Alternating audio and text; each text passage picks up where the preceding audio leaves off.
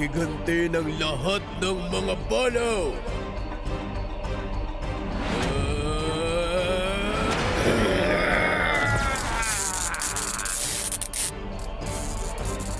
Hindi pa ako tapos. Ipaparamdam ko sa'yo ang pait at sakit na naramdaman ng aking angkan.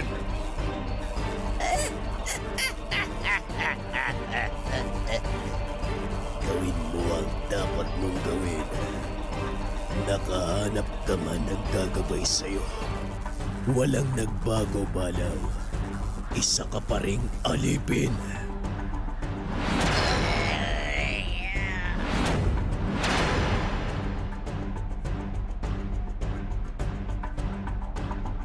Nakakakilabot na enerhiya ang pinapakawala ng dalawang malakas na nilalang. Pero ang inaalala ko, ano yung 7 imahen na nagpakita? Bakit ganon? Parang merong bumuka sa iba't ibang bahagi ng mundo. Sana mali ang iniisip ko. Kalando, alam kong bumabagabag sa'yo. Mahabang panahon na ang nakalipas magmula nang naramdaman natin ang presensya ng impyerno. Mukhang tama na naman ang proteksyon ng mga nakakatanda. Mula sa 7 bahagi ng mundo, lalabas ang 7 kadiliman na siyang lulukob sa liwanag at sangkatauhan. Isa ito sa mga kinakatakot natin. Kaya personal tayong pumunta sa lugar upang makita mga sinasabi ng mga nakakatanda. Naway gabayan tayo ng amang may likha.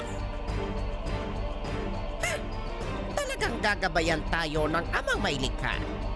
Huwag niyong kakalimutan, kasabay ng 7 kadiliman, nariyan din ang 7 anghel na lalaban sa kanila upang protektahan ang sangkatauhan.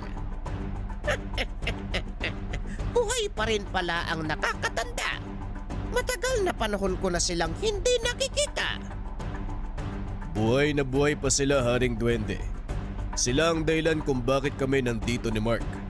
Sila nagsabi tungkol sa isang kalabaw na siya magliligtas sa sangkatauhan kasama ang kanyang ginagabayan.